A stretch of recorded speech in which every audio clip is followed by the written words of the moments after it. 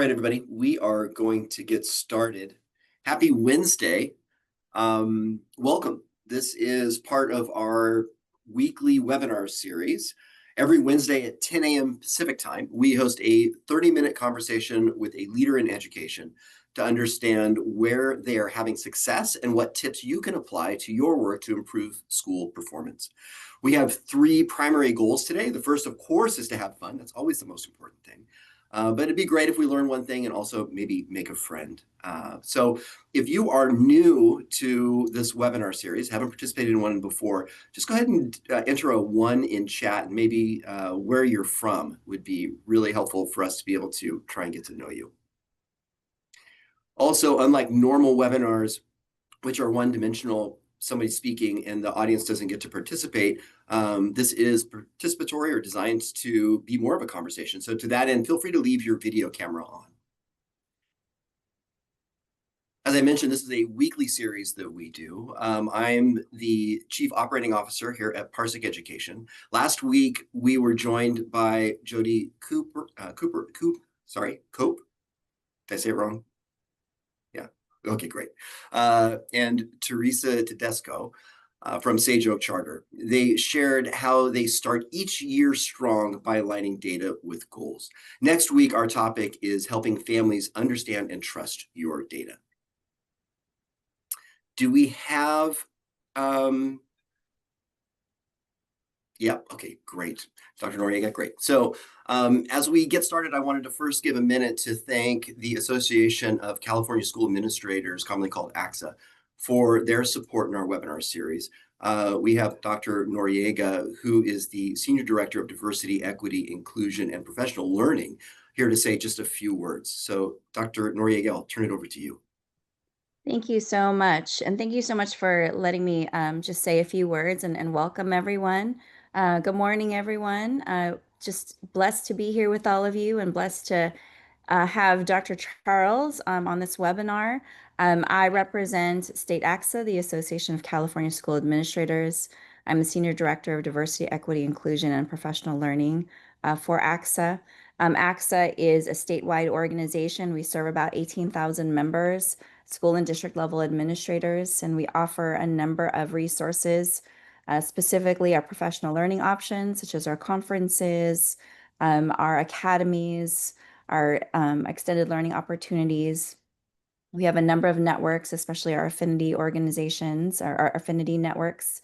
We also have a governmental relations arm. So hopefully, if you are a member, if you are not a member of ACSA, we would love to have you. Definitely, we'll put more information in the chat. But Dr. Charles here is a very active member of our organization, especially in Region 16, Los Angeles Unified School District. So it is amazing that she is doing such, having such great impact on her staff and her students. Thank you so much. Awesome. Thanks very much, Dr. Noriega, and thanks for joining us. So to that end, ACSA has a Region 16 Tequity Summit. Dr. Charles, would you like to briefly talk about that?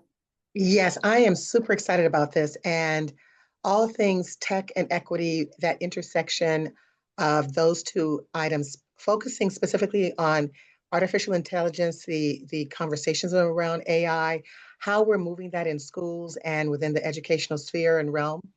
We have some great presenters and panelists who will be joining us on that day. It's, as you can see, Saturday, November 1st, coming up soon in Beverly Hills.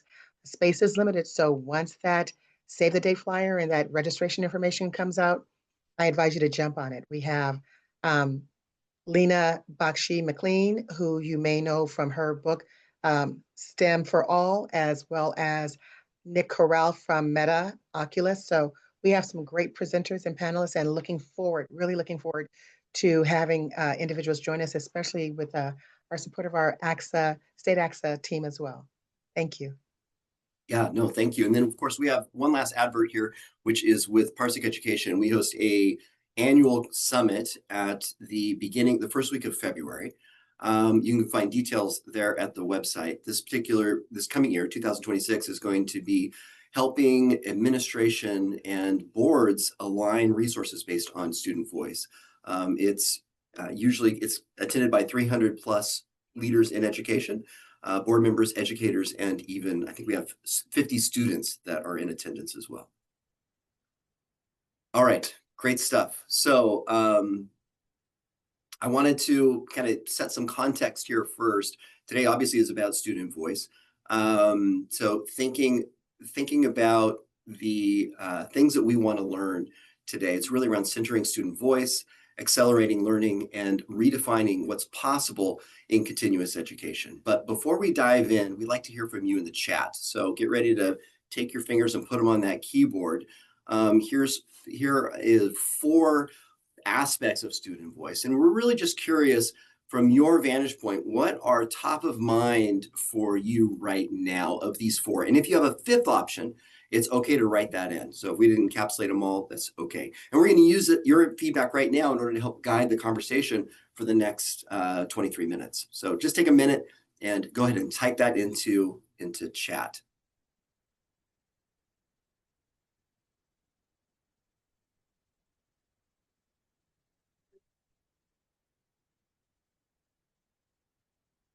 All right, seeing a couple 2s, a 3 and a 4.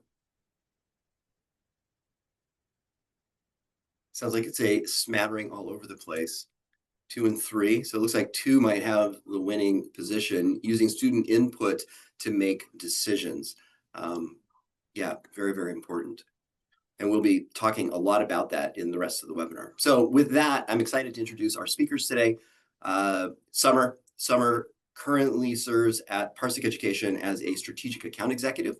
Parsec was founded in 2018. It's headquartered here in Fresno, California, Central California. Parsec serves over 200 LEAs here in the California and Tennessee area with 50 full-time employees. Prior to joining Parsec, Summer served as a key executive at Lincoln Tech and owned and operated her own design company for 9 years. She is joined by Dr. Simone Charles, who is the principal of Wonderful Whitman in the Los Angeles Unified School Districts.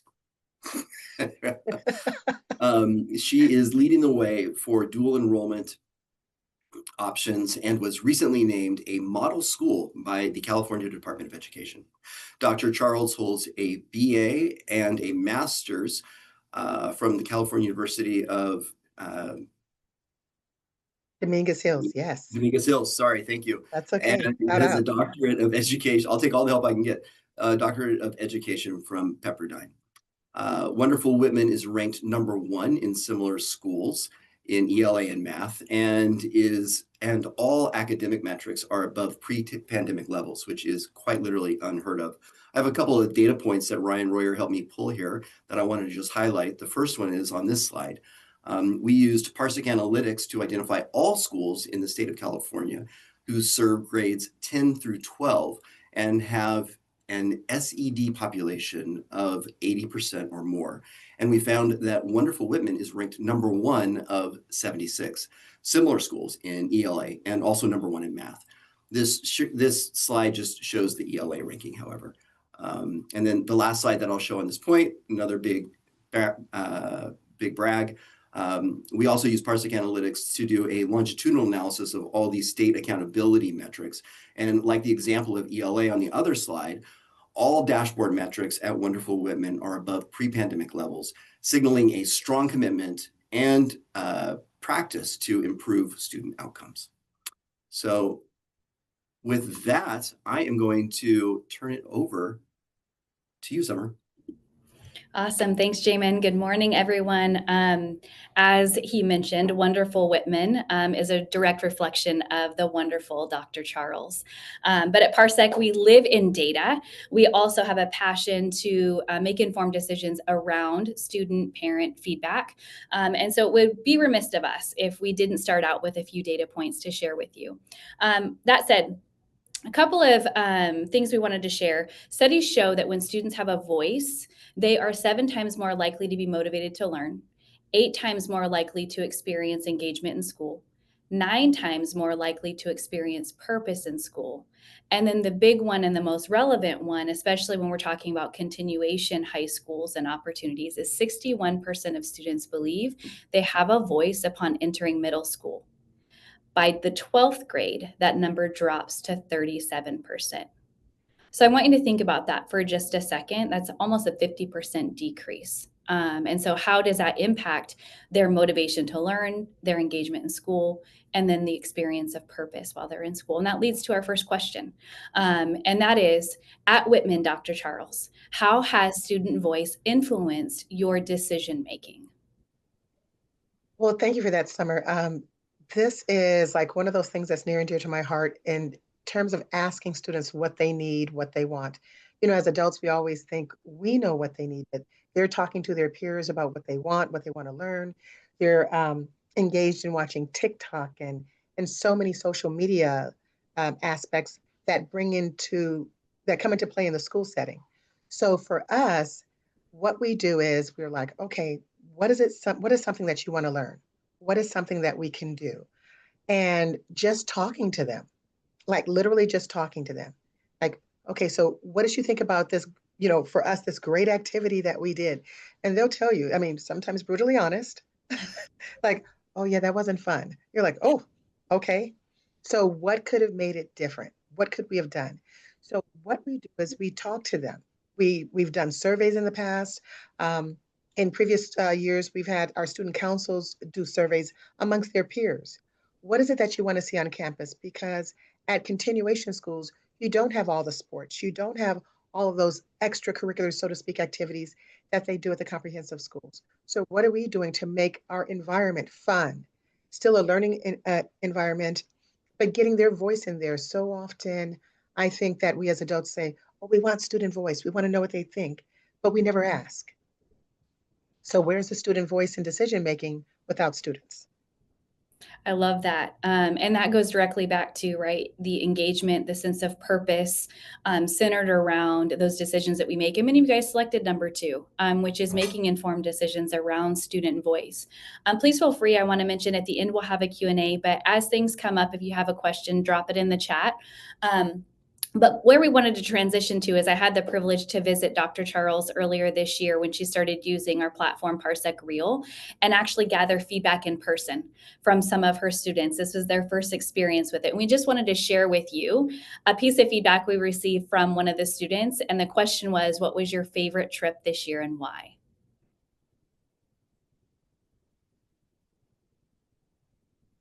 Volume, or there's no sound, Jamin.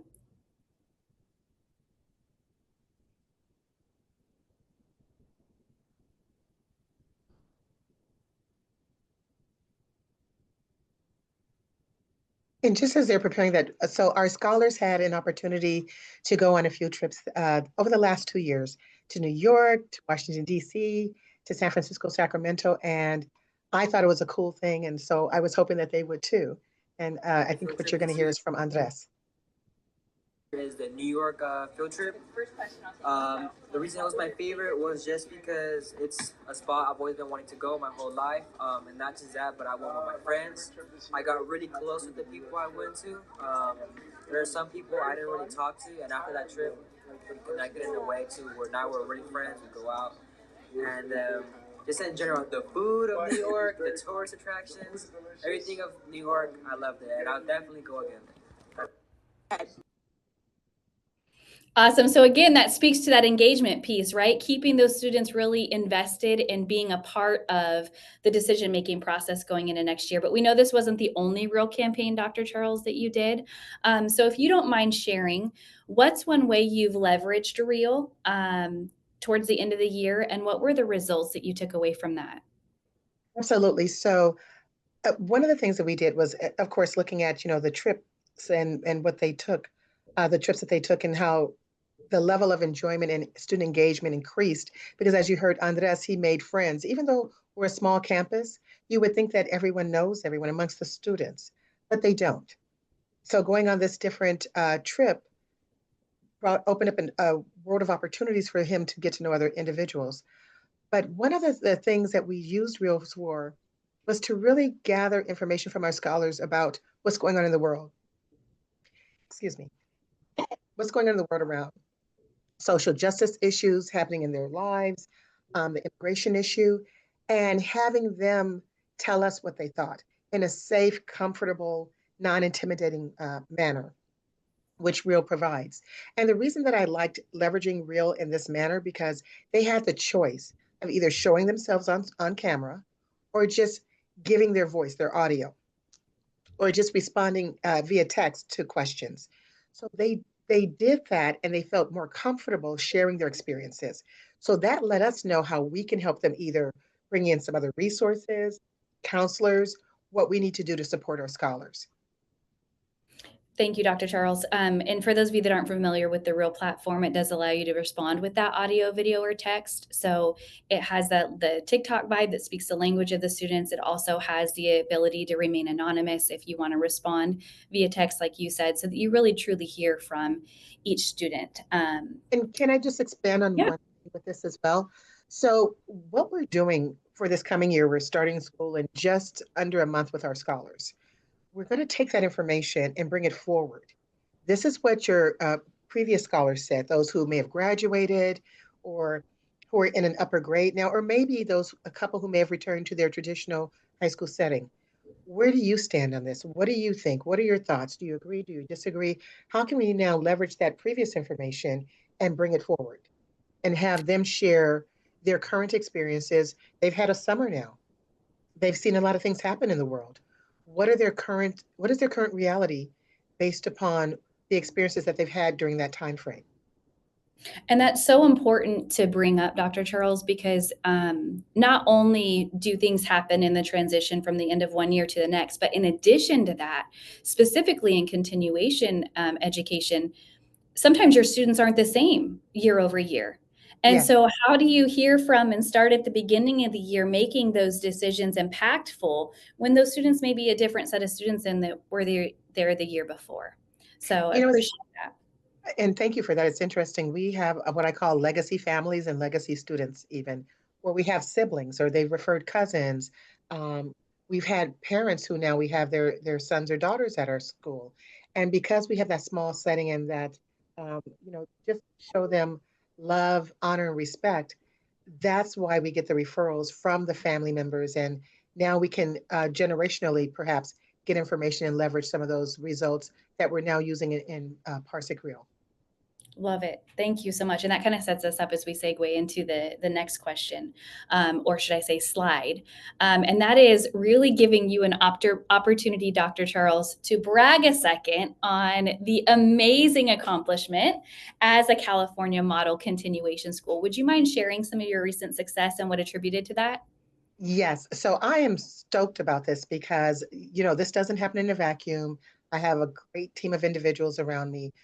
We are small but mighty. We have three teachers and three amazing teachers, and I'll shout them out. We have Mr. Malik, Mr. Fong, and Miss Richter. Go team, because you cannot do this without them.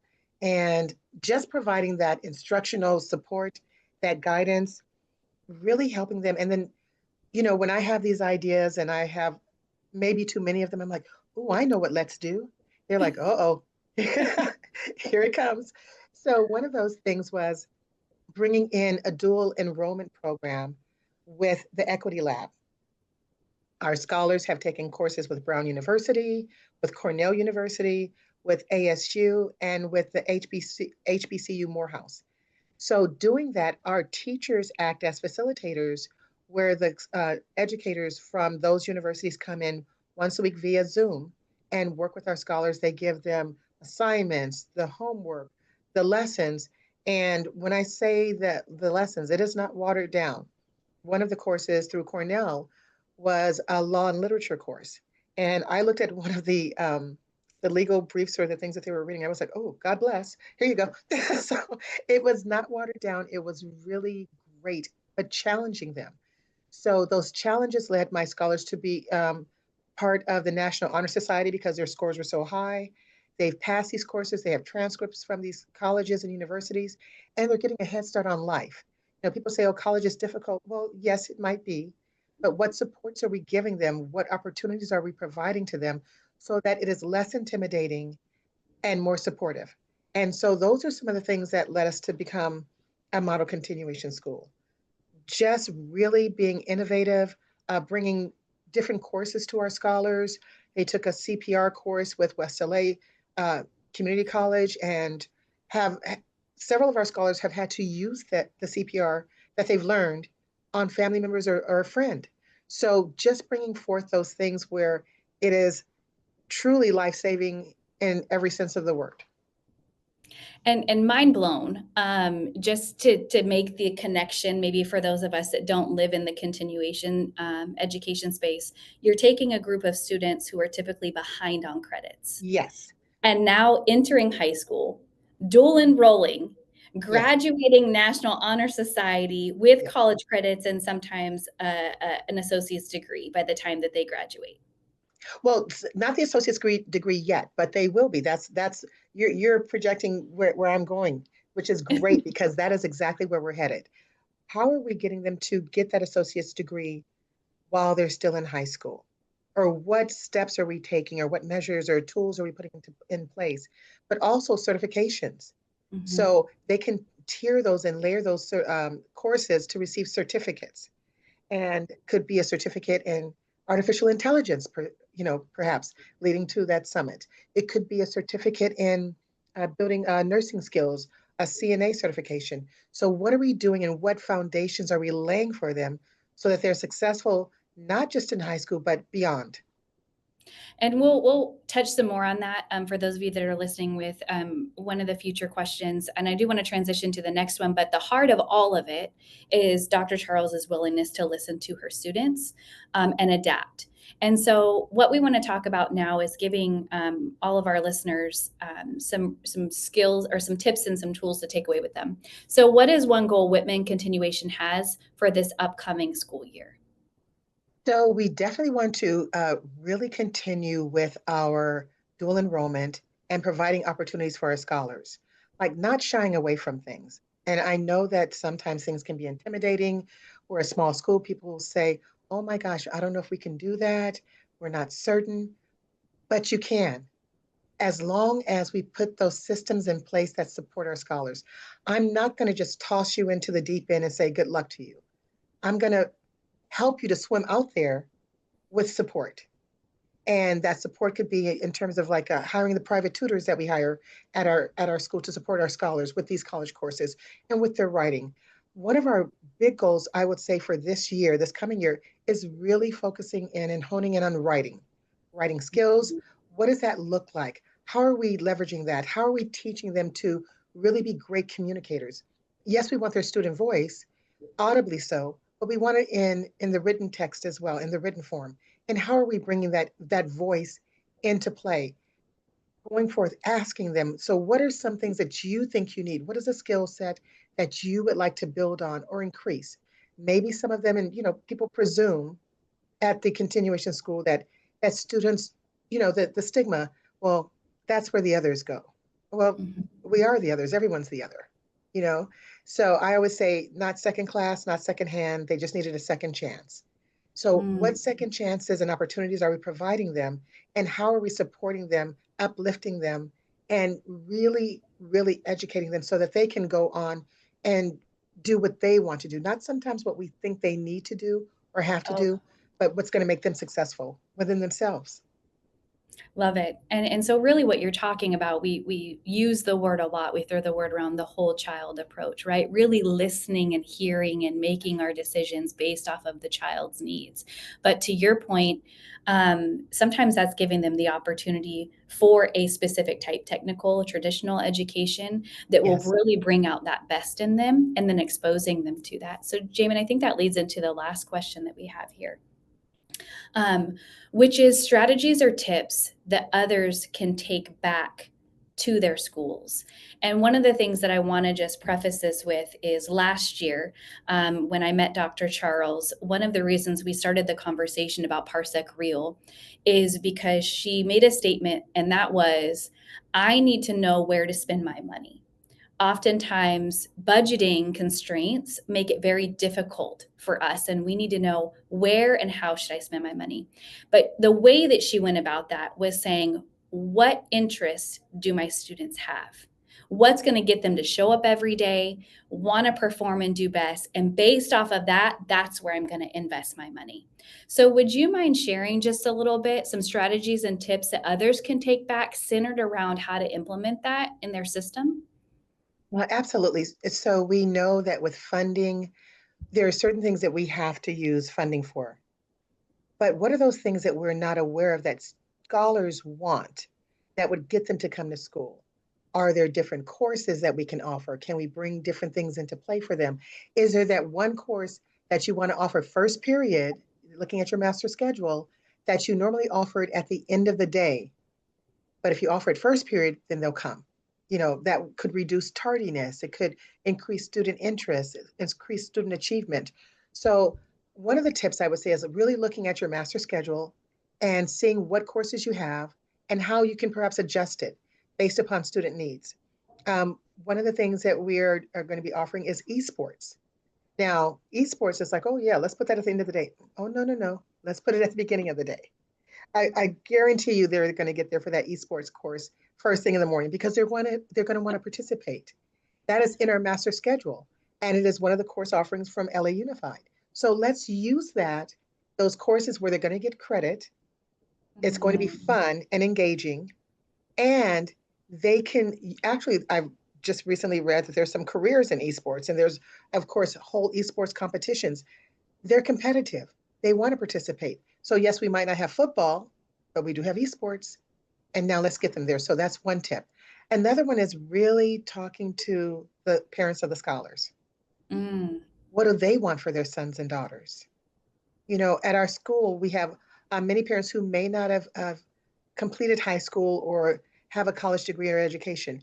That does not mean anything in terms of how much they love their sons or daughters and what they want for them for the future. So let's ask them what they want. Are there some things that we can bring in?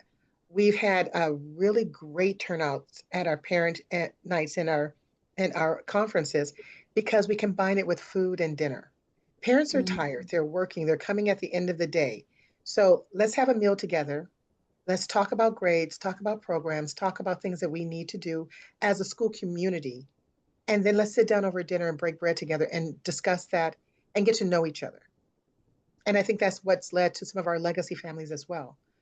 But those tips in terms of bringing in student voice, I can't emphasize that enough because that is so important and that is really going to elevate what we do in our school and other schools as well, I believe. Thank you, Dr. Charles. We have just a few minutes left. We do want to say we will share this recording with everybody.